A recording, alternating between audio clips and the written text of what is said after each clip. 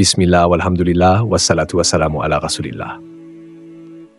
Assalamu alaikum wa rahmatullahi wa barakatuh, chers frères et sœurs. Aujourd'hui, nous allons explorer un sujet fascinant et mystérieux, les rêves en islam. Les rêves sont profondément liés à l'âme, et ils offrent des aperçus du monde invisible. Que signifient les rêves? Quel type de rêve existe? Les rêves peuvent-ils contenir des messages divins? Et surtout, comment un musulman doit-il les comprendre et y répondre? Pour commencer, regardons ce qu'Allah le Tout-Puissant dit au sujet des rêves et de l'âme dans le Coran. Le lien entre le sommeil, l'âme et la mort. Allah mentionne dans la sourate Az-Zumar, 30 Zumar. C'est Allah qui prend les âmes au moment de leur mort, et celles qui ne meurent pas, il les prend pendant leur sommeil. Puis, il retient celles à qui il a décrété la mort et renvoie les autres jusqu'à un terme fixé. Certes, il y a en cela des signes pour des gens qui réfléchissent. Ce verset met en lumière une réalité profonde. Quand nous dormons, notre âme quitte temporairement notre corps, tout comme elle le fait au moment de la mort. Mais contrairement à la mort, l'âme nous est rendue le matin, nous permettant de nous réveiller et de continuer à vivre, jusqu'à ce que notre temps soit accompli. Le grand savant islamique Ibn Kathir, qu'Allah lui fasse miséricorde, a expliqué dans son tafsir que ce verset indique comment les âmes voyagent pendant le sommeil et rencontrent d'autres âmes dans un autre royaume. Les âmes des vivants peuvent entrer en contact avec celles qui sont décédées, et parfois, ces rencontres sont accompagnées de messages, d'enseignements ou même d'avertissements. Cependant, une fois que la mort a été décrétée pour quelqu'un, son âme ne revient plus dans ce monde. Ce lien entre le sommeil et la mort est si important que le prophète Muhammad, paix et bénédiction sur lui, nous a enseigné une invocation à réciter avant de dormir. Allahumma bismika amut wa ahya. Ô Allah, en ton nom, je meurs et je vis. Et en se réveillant, il disait Alhamdulillahi alladhi ahyana ba'dama amatana wa ilayhi nushur. Louange à Allah qui nous a redonné la vie après nous avoir fait mourir, et vers lui est la résurrection. Cela renforce l'idée que le sommeil est une forme mineure de mort et que nos âmes sont confiées à Allah chaque nuit. Les rêves. Une partie de la prophétie. Le prophète Muhammad, paix et bénédiction sur lui, a dit « Un bon rêve est une des 46 parties de la prophétie. » Sahih al-Bukhari, 647. Cela signifie que les rêves véridiques et pieux sont un don d'Allah, porteur de sagesse et de guidance. Même si la prophétie a pris fin avec le prophète Muhammad, paix et bénédiction sur lui, les rêves véridiques continuent d'être un lien avec la sagesse divine. Étonnamment, ces rêves ne sont pas limités aux musulmans. Même des non-musulmans peuvent expérimenter des rêves véridiques comme forme de guidance ou d'avertissement d'Allah. Et de nombreux cas existent où des personnes se sont converties à l'islam après avoir eu des rêves inspirants qui les ont menés à la vérité.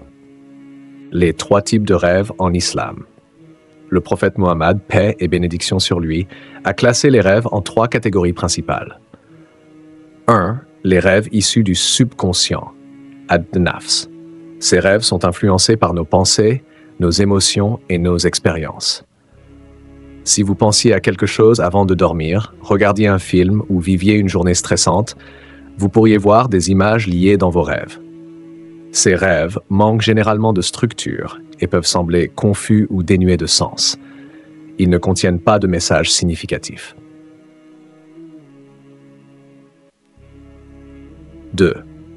Les cauchemars envoyés par Shaitan. Le prophète Muhammad, paix et bénédiction sur lui, a dit « Un mauvais rêve vient de Shaitan.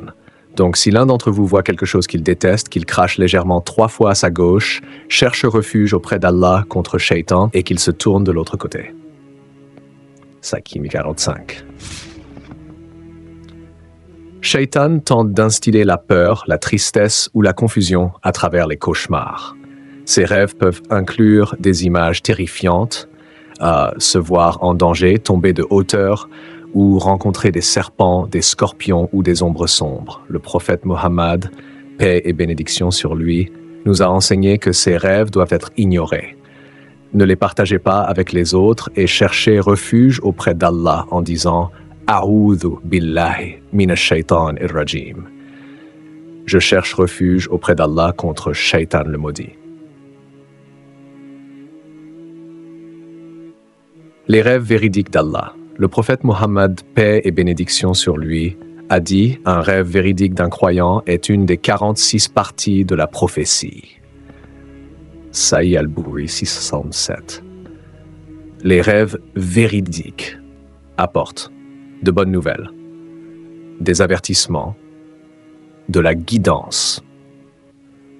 Si vous faites un rêve beau et qui apporte la paix à votre cœur, vous ne devez le partager qu'avec une personne de confiance ou un savant compétent, cheikh ou imam, pour son interprétation.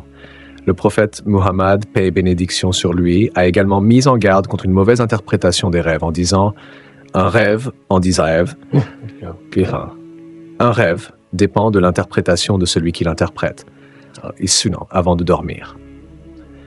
Comment se protéger des mauvais rêves et cauchemars? Le prophète Muhammad, paix et bénédiction sur lui, nous a conseillé de faire ses ablutions avant de dormir.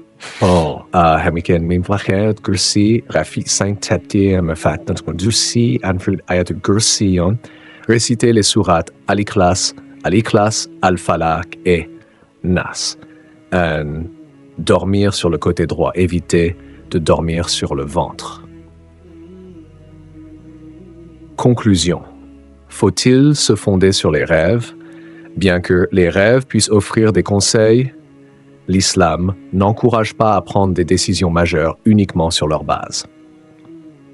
La meilleure manière de chercher la guidance est de faire la prière d'istikhara, consulter des savants compétents, observer les signes clairs d'Allah. Si vous avez trouvé cette vidéo bénéfique, likez, partagez et abonnez-vous pour plus de rappels islamiques. Assalamu alaikum wa rahmatullahi wa barakatuh.